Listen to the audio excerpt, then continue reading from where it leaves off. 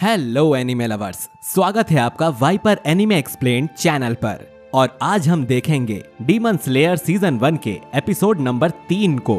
अगर आपने अब तक इसके पिछले एपिसोड्स नहीं देखे हैं तो उसकी लिंक आपको डिस्क्रिप्शन में मिल जाएगी, जाके जरूर देखना। तो पिछले एपिसोड में हमने देखा था कि तांजीरो माउंट सगिरी के लिए निकल पड़ता है। डीमंस धूप में नहीं आ सकते, इसीलिए तांजीरो नेजुको के लिए बास्केट बनाता है और नेजुको को उसमें बैठा के चल पड़ता है। इस सफर के बीच में इन दोनों की मुलाकात एक डीमन से होती है। उस डीमन से लड़ाई करने में तांजीरो और नेजुको को मुश्किल होती है। तभी वहाँ सकोंजी उरुकोडाकी नाम का एक शख्स आता है। ये वही शख्स था जिसको तांजीरो ढूंढ रहा था। और इसी एपिसोड में हमको पता चलता है कि अगर एक डीमन धूप में निकलता है तो उसके साथ क्या होता है। फिर सकोंजी तांजीरो का टेस्ट लेता है और टेस्ट में पास होने के बाद वो उसको अपना स्टूडेंट बना लेता है। अब आते हैं एपिसोड नंबर 3 पर। इस एपिसोड का नाम है साबितो एंड माकोमो। एपिसोड की शुरुआत में हम देखते हैं कि तांजीरो अपनी ट्रेनिंग के बारे में एक जर्नल लिख रहा है ताकि नेजुको बाद में उसे पढ़ सके, जो कि कुछ दिनों से गहरी नींद में सो रही है। फिर सकोंजी तांजीरो को ट्रेनिंग के लिए लेकर जाता है और उसे एक्सप्लेन करता है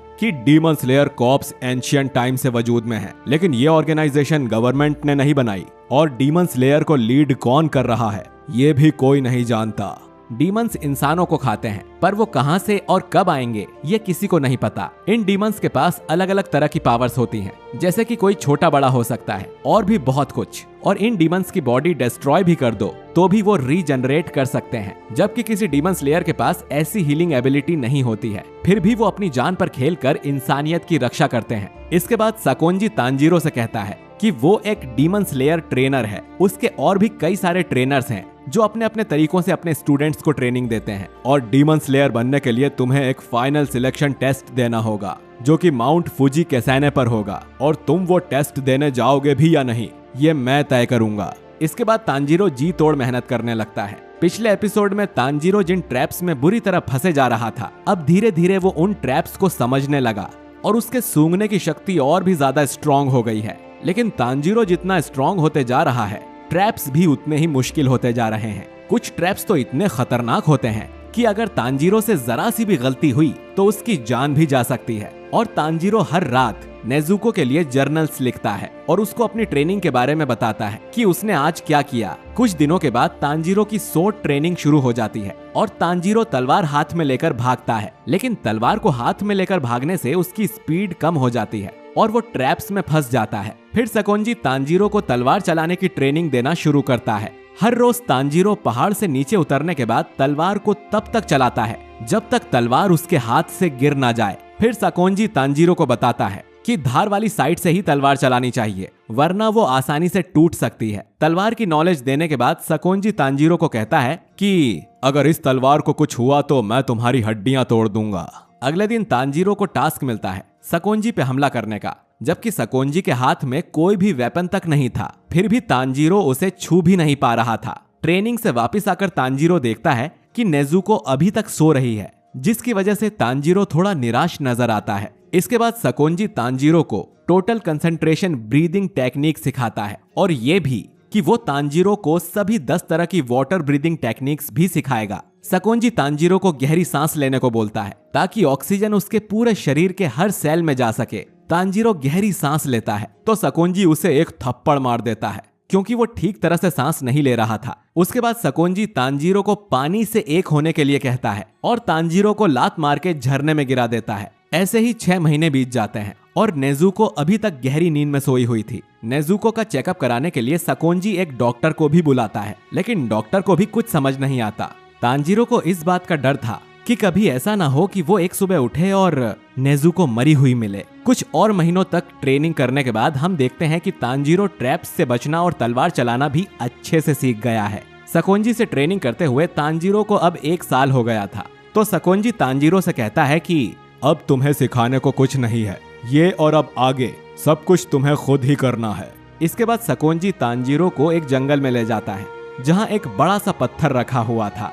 सकोंजी कहता है कि अगर तुम इसको अपनी तलवार से 2 टुकड़ों में काट पाए तभी मैं तुम्हें उस फाइनल टेस्ट में जाने दूंगा। ये सुन के तांजीरो सोच में पड़ जाता है कि क्या इतने बड़े पत्थर को काटा भी जा सकता है, लेकिन फिर सकोंजी वहां से जाने लगता है। उसके बाद तांजीरो हिम्मत जुटाता है और तलवार का एक जोरदार वार उस बड़े से पत्थर पे करता है पत्थर को तो कुछ नहीं होता, लेकिन तांजीरो उस हमले के कंपन से जरूर हिल जाता है। फिर हम देखते हैं कि सकोंजी ने तांजीरो को 1 साल में जो जो चीजें सिखाई, तांजीरो हर दिन उसकी प्रैक्टिस करता है। तांजीरो दोबारा जाता है और उस बड़े से पत्थर को काटने की कोशिश करता है, लेकिन इस बार भी उससे ये टास्क पूरा नहीं होता। इस वजह से तांजीरो निराश हो जाता है और सोचते रहता है, जिसमें 6 महीने और बीत जाते हैं। तांजीरो और कड़ी ट्रेनिंग करने लगता है, लेकिन उसके बावजूद भी वो उस बड़े से पत्थर को काटने में फेल हो जाता है। अब तांजीरो डीमोटिवेट फील करने लगता है और कहता है कि मैं लगभग हार मान चुका हूँ और अंदर से टूट चुका हूँ। फिर तांजीरो उस बड़े से पत्थर पे अपना सिर मारने लगता है और तभी उसे एक शख्स की आवाज सुनाई देती है, जो तांजीरो से कहता है कि रोने से कुछ नहीं होगा।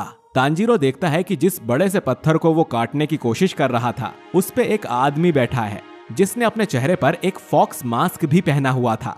तांजीरो उस शख्स को देख के हैरान हो जाता है, क्योंकि तांजीरो को उसकी स्मेल नहीं आ रही थी और इस शख्स का नाम साबितो है। फिर साबितो उस बड़े से पत्थर से जंप करके तांजीरो को लात मारता है और तांजीरो को दूर धकेल देता है। फिर वो तांजीरो को धीमा, कमजोर और नासमझ कहता है और आगे बोलता है कि ऐसे मर्द नहीं बना जाता। फिर तांजीरो बताता है कि मैं यहाँ ट्रेनिंग कर रहा हूँ, मेरे पास असली तलवार है और तुम्हारे पास लकड़ी की तलवार है। ये सुन के वो शख्स जोर जोर से हंसने लगता है और कहता है, मेरी फिक्र करने के लिए तुम्हारा शुक्रिया, पर क्या तुम्हें लगता है कि तुम मुझे चोट पहुंचा सकते हो? फिर वो शख्स तांजीरो से स्वॉर्ड फाइट करने लगता है और कहता है कि मैं तुमसे ज्यादा ताकतवर हूँ और मैं अपना ये बोल्डर पहले ही काट चुका हूँ। धीरे धीरे उस शख्स के हमले इतने तेज होने लगते हैं कि तांजीरो का उस शख्स से लड़ना मुश्किल हो जाता है। फिर वो शख्स एक हमला करता है और तांजीरो गिर जाता है। आगे वो शख्स कहता है कि तुमने अभी तक कुछ नहीं देखा और तुम एक भी चीज में माहिर नहीं बने, खासकर की ब्रीदिंग टेक्निक जो मिस्टर सकोंजी ने तुम्हें सिखाई थी। तांजीरो हैरान हो जाता है और सोचता है कि ये शख्स सकोंजी को कैसे जानता है। फिर वो शख्स कहता है कि तुमने ट्रेनिंग को बस याद किया है, तुम्हारे शरीर को ये नहीं पता कि उसको क्या करना चाहिए। तुमने आखिर 1 साल और 6 महीने तक क्या किया है? तांजीरो उस शख्स से कहता है कि मैं पूरी मेहनत से कोशिश कर रहा हूँ, लेकिन मैं आगे तक नहीं जा सकता। ये सुन साबितो कहता है कि तुम्हें आगे बढ़ते रहना होगा, उसके अलावा कोई और रास्ता नहीं है। दिखाओ मुझे तुम क्या कर सकते हो। ये सुन के तांजीरो पूरा जोर लगा के तलवार का एक हमला करने वाला था, लेकिन साबितो ने अपने एक वार से तांजीरो को नीचे गिरा दिया, जिसकी वजह से तांजीरो बेहोश हो गया। फिर वहां एक लड़की आती है और वो शख्स उस लड़की से कहता है, अब मैं ये तुम पर छोड़ता हूँ। वो लड़की हाँ में सिर हिलाती है। कुछ देर बाद रात हो जाती है और तांजीरो को होश आ जाता है। फिर वो लड़की तांजीरो से पूछती है कि क्या तुम ठीक हो? तांजीरो उस लड़की से कहता है कि क्या तुमने वो हमला देखा? वो कितना शानदार था। क्या मैं भी कभी उस लड़के जितना पावरफुल बन सकता हूँ? वो लड़की कहती है कि अब मैं तुम पे नजर रखूंगी तो तुम भी ये कर सकते हो। फिर वो लड़की स्माइल करती है। उस लड़की को देख के तांजीरो मन में कहता है कि ये कितनी क्यूट है। फिर उसे पता चलता है कि इस लड़की का नाम माकोमो है और जिसने फॉक्स वाला मास्क लगाया था उस शख्स का नाम साबितो है। माकोमो तांजीरो को उसकी गलतियां बताती है जो कि वो अब तक करते आ रहा था। तांजीरो ये जानना चाहता था कि माकोमो आखिर कहां से आई है और वो तांजीरो की हेल्प क्यों कर रही है, लेकिन माकोमो अपने बारे में तांजीरो को कुछ नहीं बताती। आगे हमें पता चलता है कि माकोमो और साबितो भाई बहन नहीं है, लेकिन इन दोनों के अनाथ हो जाने के बाद सकोंजी ने ही इनको पाला था। फिर वो लड़की कहती है कि हमारे अलावा और भी कई बच्चे हैं जो तुम्हें देखते हैं। तांजीरो फिर मन में सोचता है कि माकोमो एक अजीब लड़की है। इसके बाद माकोमो तांजीरो को टोटल कंसंट्रेटिंग ब्रीदिंग टेक्निक के बारे में बताती है, जिससे इंसान के दिल की धड़कन और ब्लड सर्कुलेशन बहुत तेज हो जाता है और उसका शरीर जल्दी से रिएक्ट कर पाता है। इस टेक्निक से कोई भी इंसान डीमन जितनी ताकत से अटैक कर सकता है। सबसे जरूरी फेफड़े होते हैं, जिनकी कैपेसिटी बढ़ाने से शरीर की ताकत बढ़ती है। तांजीरो को इन सब बातों में बिल्कुल यकीन नहीं होता, फिर भी वो पूछता है कि वो कैसे इतना पावरफुल बन सकता है। माकोमो कहती है कि मरने जैसी हालत तक ट्रेनिंग करो।